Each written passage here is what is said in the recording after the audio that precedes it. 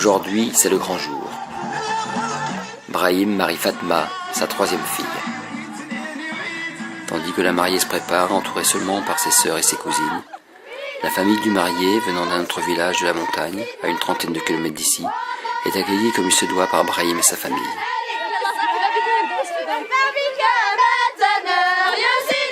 Le marié n'est pas présent, car, comme le veut la coutume, il est resté chez ses parents. Aujourd'hui, c'est en quelque sorte le mariage de la mariée. Il faudra attendre le lendemain pour qu'elle aille le rejoindre dans son village.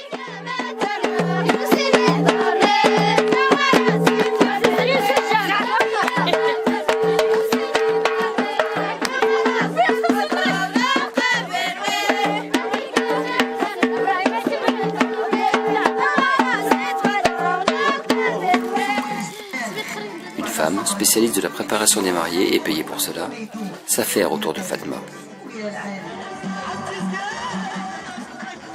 Pieds et mains sont décorés de henné.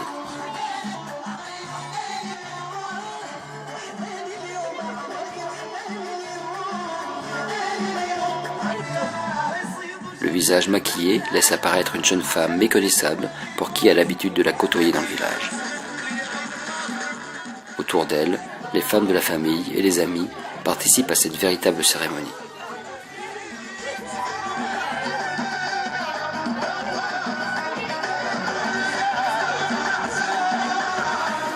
À l'extérieur, c'est la préparation des repas. Plus d'une centaine de personnes ont été invitées et Brahim a fait appel à 3 femmes réputées pour leur qualité de cuisinières. Elles ont la charge du déjeuner et du dîner.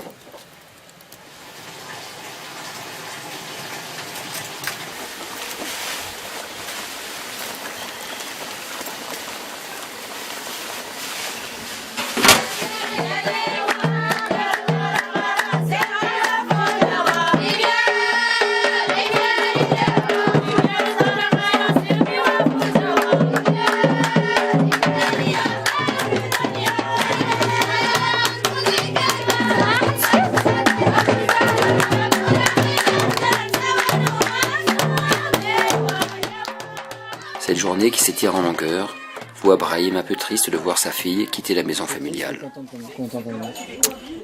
Oui, je compte. Qu'est-ce que tu vas faire? Et après, il n'y aura que Mohamed avec toi. Ouais. Plus de filles. Les filles, ça y est, il est fini. Il reste Mohamed. Je fais un mariage comme ça. Avec Mohamed, ça y est. À l'intérieur, on chante, on danse autour et parfois avec la mariée, ce qui lui permet de se délasser un peu.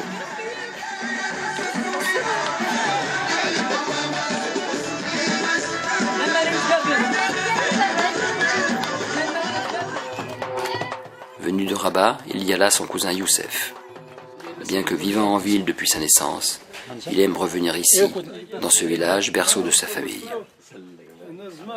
Et si on lui demande s'il pense se marier bientôt, la réponse fuse. Non, pas encore.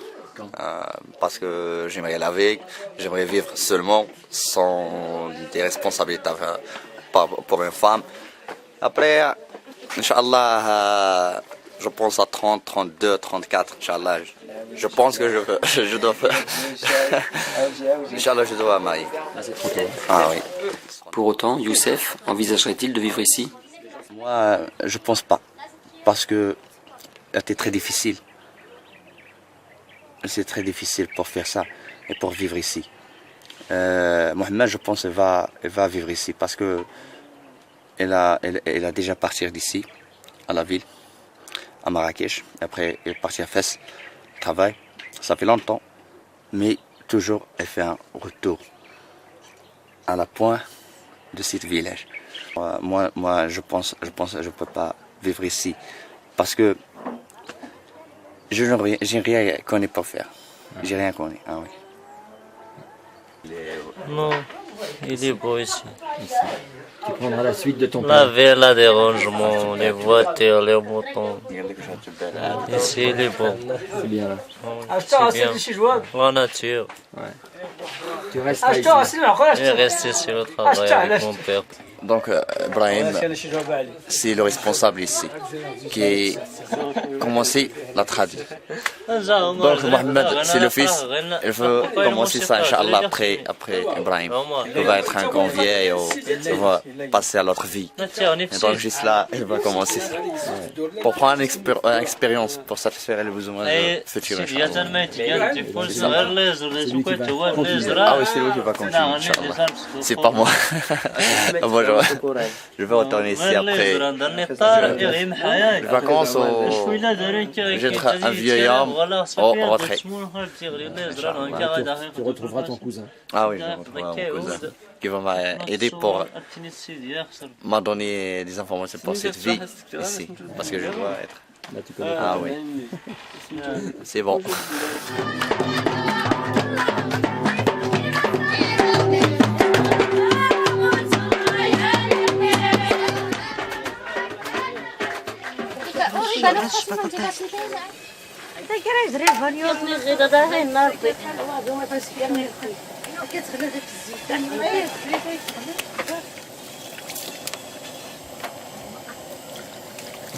La fête se poursuivra jusqu'à la nuit, mais sans musique, car les musiciens contactés par Brahim ne sont pas venus et ont trouvé un mariage plus rémunérateur dans la vallée.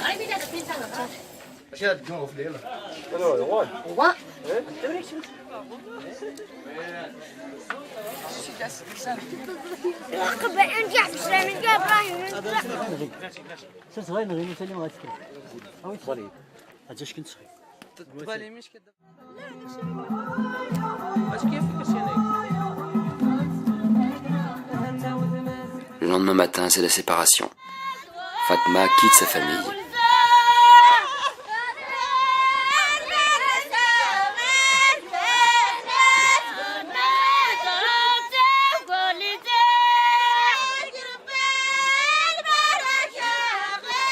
Malgré les youyous, l'émotion est palpable.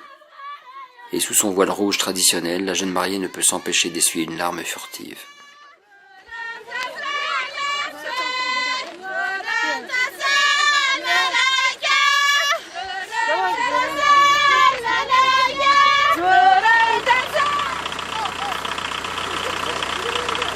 Pourtant, cette fois-ci, ce ne sont pas les parents des jeunes époux qui ont arrangé le mariage, mais bien les mariés qui se sont choisis après une rencontre fortuite dans un minibus.